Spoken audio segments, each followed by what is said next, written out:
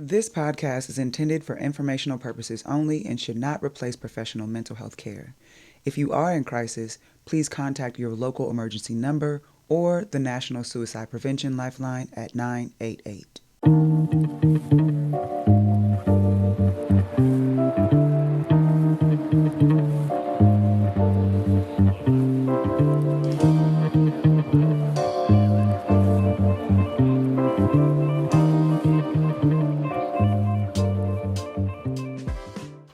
What's up, y'all? Welcome back to Hello Human, your resource for grounded guidance in staying connected with yourself and each other in these digital times. I am Dr. Joy. And I am Aaron Jones, LMFT. And today we are talking about your inner compass is not outdated technology. Listen, this concept of inner compass has kept coming up episode after episode. So I said we might as well just call it that. Absolutely. And talk about why it feels so important. It keeps coming up. So let's just give it the space that it is requiring and demanding.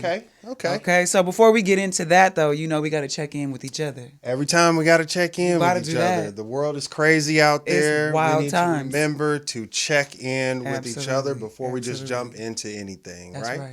So, I've been thinking about these temperature checks, and I think, at this point, I'm gonna ask you something, a little wacky, tricky every time. A little tricky, but I like it. Okay. It forces me to really, really think about how I'm feeling, as opposed to giving that cookie cutter answer. Right? That's right. Well, that's the whole point for it. Yes. So, okay. So I'm gonna see if y'all can get with this one today. Okay. This might be a regional thing. It might be. Let's hear from you. We're just gonna ride it out. Okay, let's see. So today's temperature check. On a scale of huge number 2 pencils and Big Chief tablets, right? Okay, you got me? To iPads and using a stylus. Okay. How innovative do you feel this week? So the Big Chief tablets. It's the big paper with the big lines. Big paper with the big lines. Kindergarten, you had to. When you're in kindergarten, I'm sure folks out there know what I'm talking about. In the pencil, you had to hold the pencil like this because you couldn't quite get it yet. Okay. Right. And then the modern invention of the iPad and the stylus, it's basically the same thing. Same thing, just a digital version of the same thing. Just a digital version. Innovation. You sure right? You like right. that? You like that one? You sure right about that. Okay. So this week, how innovative am I feeling? Are you feeling? Okay. Interesting, because I feel like the more I lean into technology and all the platforms and all the different things, the more I find myself reverting back to the pen and pad. Like, to keep it all organized, right? It's like, I got to post this over here. I got to schedule that over there. I got to show up to record this. And the more I'm leaning into to really adapting to this digital world, I find myself using a pen and paper just to keep it all straight in my mind. So I'm somewhere in lukewarm territory. I'm not quite all the way pen and pad, but I'm not quite all the way iPad and stylus. I'm somewhere in the middle. Got it. Somewhere in the middle. Okay, yes. I like that. Yes. So you went all the way over to the innovation, to the iPad and this digital world, right? Mm-hmm. And then you find yourself harkening back, going back to things that are easy, things that are simple. More familiar, more analog, more tactile. Yes. That's exactly why I asked the question, to be fair. Because there are so many tools available for us out there in the world. There's so many different ways that we can interact with technology. Mm-hmm. And sometimes we can get inundated and overloaded with technology. Right? Lying about that. Right now I have to sync 4 calendars together. Oh my God. Right? When in the past, I just had one planner and I put everything in the planner. Now I had to write it out, right? I had to write it out, and that's fine. But the mental anguish involved in me trying to figure out syncing up 4 calendars, listen. On my scale of innovation, I might as well be cave drawings or carrier pigeons. Because I'm telling you, I'm way back. That's hilarious. I'm way back in the past this week. No. Yes, man. I was cave drawings. Yes, is hilarious. when we were scheduling for the episode this week and Okay. talking about things and balancing my client load and Yeah. trying to remember my friends' birthdays and the conversation I had with my mother and all the things I need to follow up on. Listen, I had no mental capacity left for anything else digital. Fair. Right? Fair. So one of the things that I notice is, just as you said before, the thing that sticks with me just personally is pen and paper. Now we spoke about that being regional, specifically the brand you mentioned, but I'm Right. wondering if what we're both feeling in terms of coming back to that pen and pad, if I'm wondering if that's generational, because we grew up like I always talk about being an analog girl in the digital world, right? Yes. We grew up, Yes. we wrote papers, literally wrote, Literally right? by hand. And so Literally by hand I and wonder everything. just in terms of our own comfort and familiarity with that process, and how it for us may have become associated with or like really synonymous with a sense of organization and learning, right? Is like you got to write it down. This is part of the practice. Yes, of learning. Absolutely part of the practice. Right? Is it generational? That's a good question. I'm inclined to think it is. I mean, I don't have any, statistics or anything to really back it up. I'm inclined to think that it is just because by virtue of the way that it feels. But I'm really trying to get up to pace and keep pace with everything that's coming out. Yeah. And I find myself feeling kind of clumsy, right? So that's why I was mentioning, like, this week I had so many different things where normally there's some smoothness, there's some fluency. I'm OG smooth out here. Yeah. Like, sometimes Okay, I am, OG smooth. sometimes, right? That's a nickname you might catch on. Right? But this week I was maxed out. Okay. It might as well have been cave paintings. Yeah, no, I feel that. I feel that. Well, I will say this about that. Yeah, okay. There's a level of gratitude for me that I don't feel reliant on digital devices for things like that. Because I feel on some level, and you mentioned earlier the tactile element of it. I do believe that there's so much power in transferring a thought out of your mind through your hand onto a sheet of paper and bringing that that whole energetic flow that comes with that process. I do believe that there's so much power in that.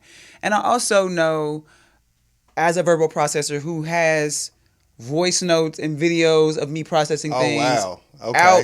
Okay. You're out really the door, like, and because I have all that, I do recognize that I still tend to, when I want to really revisit past versions of myself, I still go back and read my journal before I go back and listen to those notes or watch those videos. So there's still something that feels just a little bit more rooted to me in the process of writing something by hand, and I feel grateful that I have that practice and I have that tool to return to.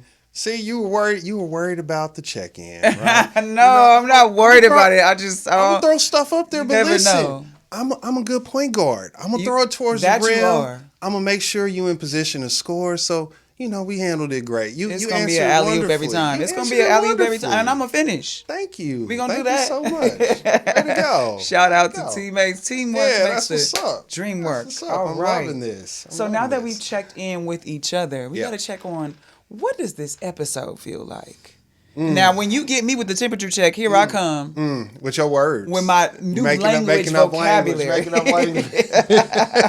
I'm ready to hear it today. Today's word. Okay, it's a surprise for me. So all right, I'm Today's ready. episode feels like integration.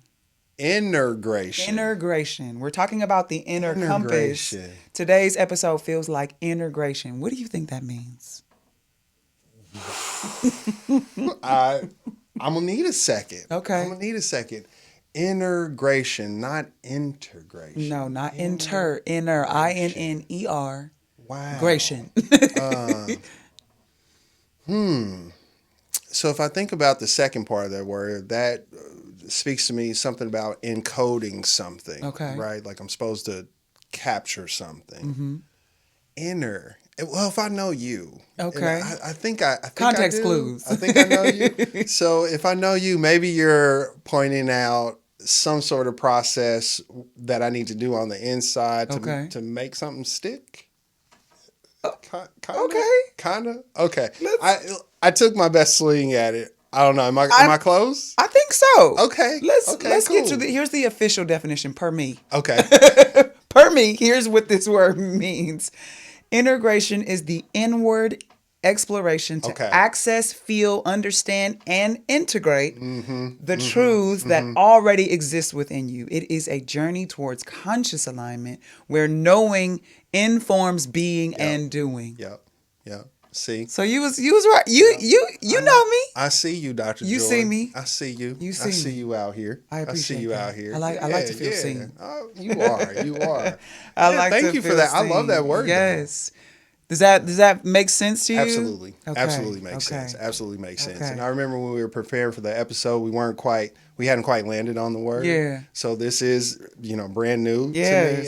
That was a good one. Actually, that almost stumped me. That's okay. Good. Well, you was right there though. Yeah. So now, it's the audience. Y'all have a turn now. Think about how would you use integration in a sentence, or maybe integration isn't for you. What is the word that you would use to describe what it's like to explore, access, feel, understand, and integrate the wisdom that is already existing within you, which is what we're going to explore today, that inner compass, not looking outside of and beyond yourself for inspiration or answers, but really trusting that if you sit with yourself long enough and you peel back enough of the layers of the fears and the lies and the traumas and the expectations and the standards that are ever evolving, and as the new thing comes out, I got to do this now and I'm constantly moving this way and that. Can we still our minds and bodies long enough to tune in to the truths that are really, I think, timeless? Some things just will never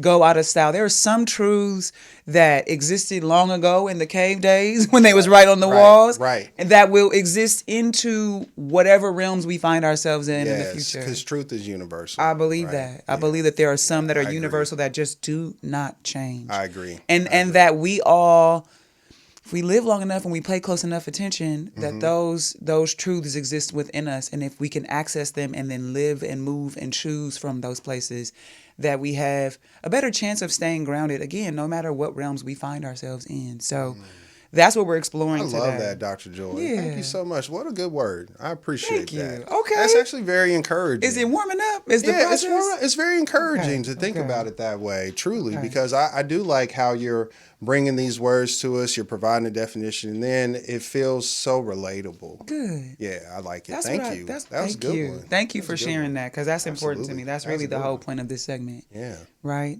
So let's talk about it. When you think about your inner compass, what would you say? What's the question I want to ask? What is your inner compass? How do you?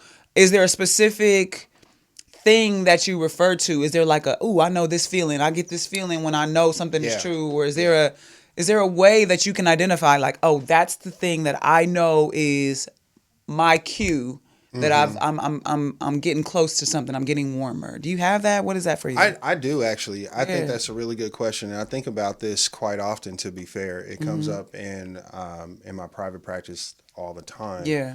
When I'm working with clients, I work somatically. So pretty much what that means is drawing attention to what's happening on the inside of our bodies and trying to make sense of it from that standpoint. Yeah. So when I'm thinking about making decisions for my life, or if I'm living in my truth, right, I really am checking in with what's going on the inside of me. But that's not something I've always done. This is something that I've learned, actually, right, over quite a few years of being involved in the therapeutic change process myself.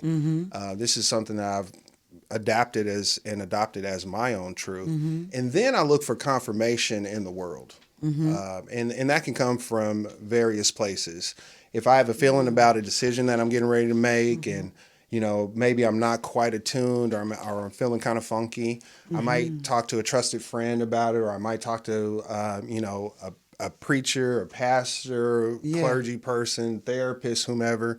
And I might ask a specific question about the thing, but not whether or not do you think I should do X, Y, or Z? Important. Because that's really not the input I'm looking for. Right. Right. I know I believe in myself that I have the capacity to make good decisions, but sometimes it is very, very helpful to have a little guidance in that. So if someone is reflecting back to me that the way that I'm thinking about something or feeling through something feels productive, then I know I'm kind of on the right path, on the right journey, right? I still might not make the decision per se at that point, but this really does encourage me to lean into my own intuition and just keep moving forward. Yeah. Oof. Right. I actually really, really love that because similarly, I have the same practice of like checking in with like,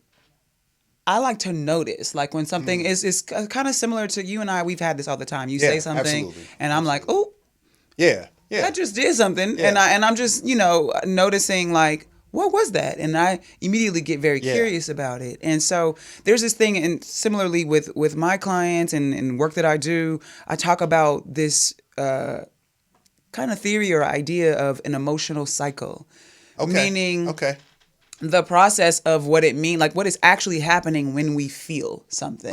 Right? Like you're saying, I check in with my body and I notice these things and I have this intuitive kind of practice of interpreting what might that sensation mean and how might I integrate that information into how I make my choices. And I'm hearing you say that you also invite other people into that process. People you trust, people whose perspectives trust is important. Absolutely. All of those things, people who you value and respect, right? And so that's very interesting to me, especially as we're having it in the context of this inner compass conversation, that you have this relationship between your inner compass that you really anchors you, but also that you what I'm hearing is you sort of test it out on other people and they reflect back to you their own perspective. And what I mean by tested is like, let me hear from you about this thing. And maybe I'm having like a reference point to, I don't know, maybe not measure, but just like another reference point. Just like something else. I understand what you're saying. You know what I mean? Like something can't exist until it's relative to something else. Does that make sense? Yes, absolutely. And these days I am so community minded, right, that I personally I don't want to go through struggles alone. I don't want to go through life alone. Right? There was a time in my life where that was very appropriate. That's who I was. That's what I was doing. I was learning. But nowadays I don't want to do it alone. And I'm realizing that number one, I don't have to. You don't have to. Right? And number two, how incredibly inefficient. It's not wise to do it alone. I don't want to, I don't have to, and it's not wise to do it alone. So inefficient. But the drawback for me, or what kept me out of that process, was the trust part. So once I learned how to trust myself a little bit more, and I learned how to listen to myself to extend that trust to others who showed themselves trustworthy. Right? And I thank you for bringing that full circle, because I want to go back to the emotional cycle concept and talk about how it can help us build that self-trust so that we can make, I'll say, grounded and well-informed decisions about other people that we interact with to determine whether or not they are also trustworthy, right? So this emotional cycle, a couple of elements. It starts with so good. It is so good. It starts with the activating event. The thing happens. Whatever the thing is. It could be something in the environment. It could be something internal. It could be a memory you have. It could be an idea. Absolutely. You encounter something that causes you to kind of heighten your awareness around a thing just happened. Right? So you have the inciting or activating, or sometimes people call it triggering event. Right? So there's that. Exactly. And immediately what's happening subconsciously is we are interpreting that event, making meaning out of it. And that meaning, whatever we assign, then creates a sensation in our bodies. So an example of that might be, I'm walking down the street and I see somebody who has a grimacing facial expression. They're walking with some speed and some aggression towards me. I might immediately interpret, oh, this person is angry. And then my interpretation, or I might interpret that, and then the feeling I might get is, this ain't, I might not feel safe. And then following that interpretation and the feeling, I then have an urge to act. And following the urge to act, I act. Right. So inside of this, and then of course after you act, there's the consequences. So there's the inciting incident or the activating incident or the triggering incident. There's the interpretation of that. Mm-hmm. There's the feeling that it creates. Mm-hmm. And then there's the urge to act, the act itself, and then the consequence of that. And inside of that process, what I'm talking about in terms of building the trust with ourselves, because let me name that all of those steps happen almost like instantaneously. Like if I imagine I'm walking down the street and I see somebody working towards me and they look like they're not up to something I want to be involved in, I'm immediately crossing the street. It don't take me a whole lot of time to decide that that's what's going on. Right. Like I don't have to sit there and contemplate and weigh my options and talk myself through. I don't have to, oh, you don't look like you up to anything I want to be a part of. I'm going to go on. See, and I'm doing that I like think that's instantly, important, right? To point out the fact that yes, and I think someone like yourself who is so grounded in intuition, right? That I can clearly see how you experience the world that way. And honestly, for the most part, I agree with that. Yeah, like I'm out. I really do agree with that. I think sometimes like what I see showing up clinically sometimes is people don't quite understand what is the relationship happening. of all, and that's why I'm naming it in this way, because there's so many opportunities. As I'm saying, this happens so quickly. Absolutely. What the science, the research says is that it happens in a span of 6 seconds. That you have the incident, you have the interpretation, you have the feeling, you have the urge, you act on the urge, and then there's a consequence.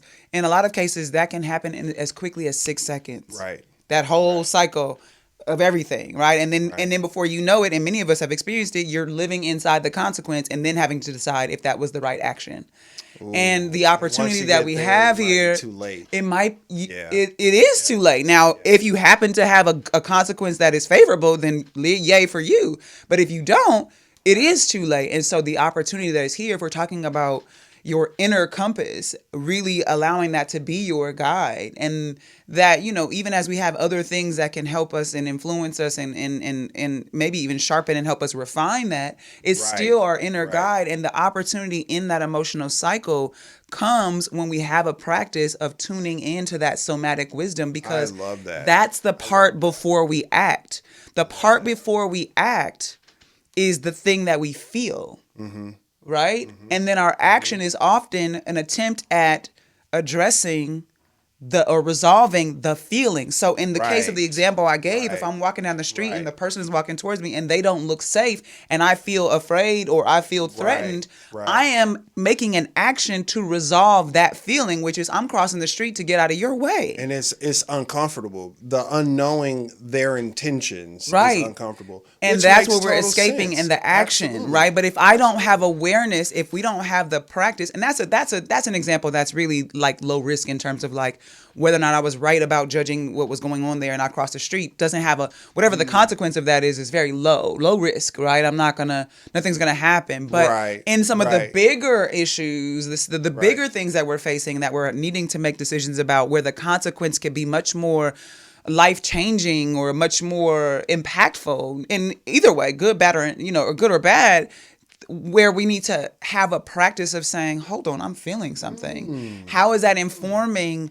what I'm going to do next? Because if I just unconsciously and reactively deal with the feeling versus sitting with and having the practice of, I'm noticing that my chest feels this way, or that I'm feeling this in my stomach, or that my body temperature is rising, or I'm starting to sweat, or I'm noticing. And if you have a practice of tuning into that, that can be information, because our nervous system processes way faster than our conscious mind does. Right. So if you can have a practice of tapping into that somatic wisdom, that embodied wisdom that shows up as a feeling, that shows up as the internal compass of like, something's there. Mm-hmm. If you can develop a practice of tuning into and interpreting that, it's going to help you make choices that are not necessarily informed by the story you tell yourself about what is happening. Okay. But the reality of what you are discerning about what's happening. Okay. And then the more you do that, the more you build trust with yourself.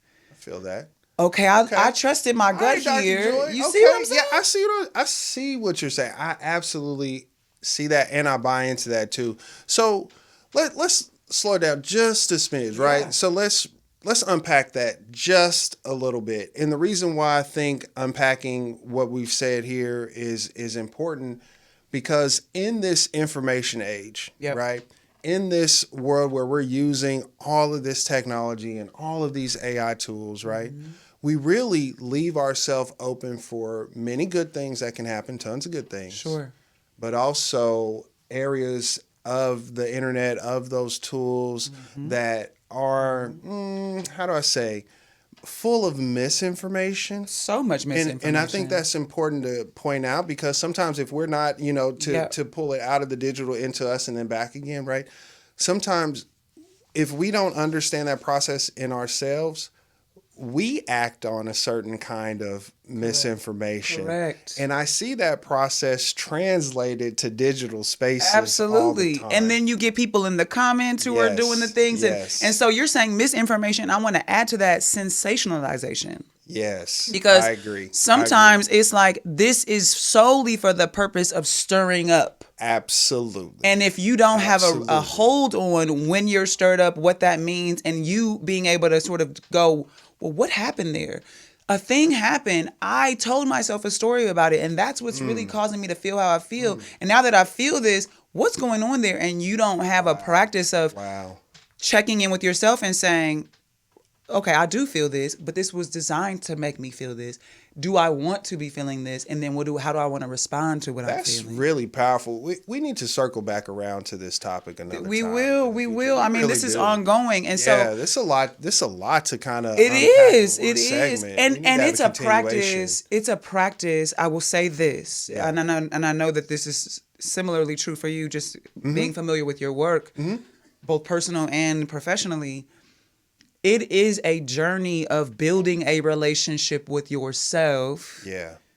That informs this practice and allows us to solidify that sense of inner truth that can then serve as a compass, recognizing that sometimes the compass can be clouded by traumas and other things. And if we always just act on how we feel, lots of noise, right? And if I just always act on how I feel, absolutely, recognizing that my interpretation came first. A thing happened, I interpreted it, and that informed how I feel. Yes. If I don't check in with the feeling, I'm just going with the original interpretation, and that might not always be what it is. Okay. So giving ourselves a chance to pause and check in means that we're also acting in alignment with what we believe is true versus what we feel like in a given moment. Does that make sense? Y'all. All right, Dr. Joy. Okay. All right. So now you got to lead us into our rooted reflection part. This is the part. We gave them a lot of information, so now we got to show them what to do, right?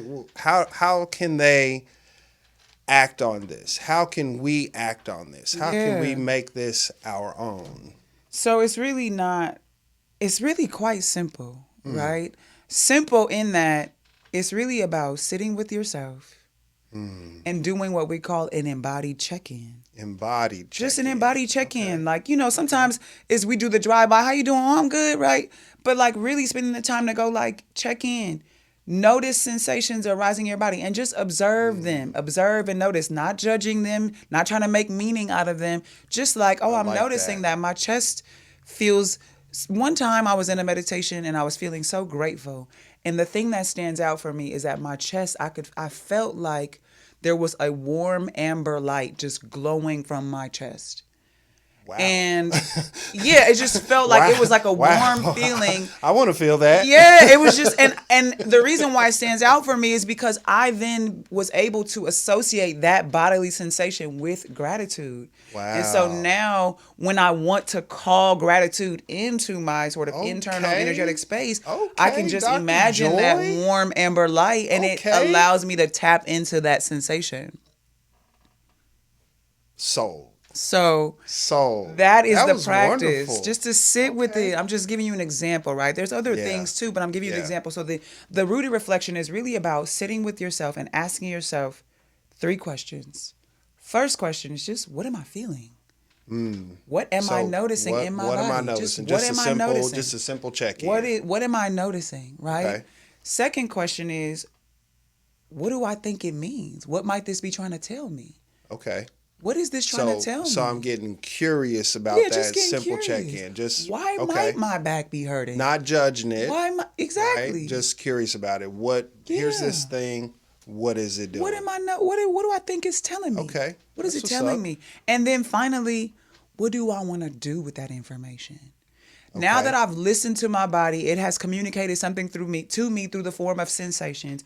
Now, how do I want to integrate that new understanding into how I move? If, for instance, if I said the back instance, if it is, for instance, okay, my back is hurting me, it might be telling me that I need to think about how I move through my day when I'm on my feet. Do I need a different pair of shoes? Do I need to take different types of breaks? Do I need to adopt a stretching practice to help with, like, what do I need to do? That's information your body's communicating to you that it gives you the space to make a choice, and that's how that information, that internal information, becomes a compass for the choices that you make. I love that. Because you're interpreting and integrating that wisdom. Thank you so much. Yeah, and like what comes up for me just very, very quickly here is, sometimes there's a bit of a difference between the what do I do, right, and how do I do, So for me, I agree. It always feels like a call to action for me in that process. Okay. And sometimes what's comfy to tease out is I don't always have to know exactly what the next thing is. But I might maybe develop an idea on how to move forward. Yeah, just like what's the need? What's the need? Even if I don't know how to meet it yet, maybe what are the steps? Am I naming the need? Yeah. I love it. I love that. Thank you so much for that. That was a really nice rooted reflection. Thank you. Dr. Joy, y'all. Dr. Joy. So you want to close this out with our... Absolutely. Until we meet again? So until we meet again, our reflection that we want to hold, our affirmation that we want to hold is, I observe and acknowledge what I feel without judgment, right? I observe and acknowledge what I feel without judgment. Passive observation and just allowing ourselves to accept whatever comes up. How about that? Just accept. Accept first. How about that? Yeah. Well, we got another good one in the can. I appreciate you. I appreciate you, Tell the people Dr. where they Joy. can find you. Thank you. Well, the people can find me on Instagram, right? Yes, absolutely. And that is The Science of Medium at Instagram. Okay. Right? And that's where I am. You can Google search me. I'm out there. You'll See me. Yeah, my practice will come up, right? But Mr. Smooth. Links in the bio. Links in the bio. Okay, you're that guy. Links in the bio. All right. Well, you can find me on Instagram as well at JoyHearts, JoiHearts. Come through, follow us, send us your questions, reflections. Yeah. Let us know how you're feeling about the episodes thus far. Thanks for joining us. Thanks for joining us. This was wonderful. Absolutely. It's so nice to share the stage with you. And same. I feel the same. I appreciate you. All right, Dr. Joy. Thank you so much. Until next time. All right. Bye, y'all.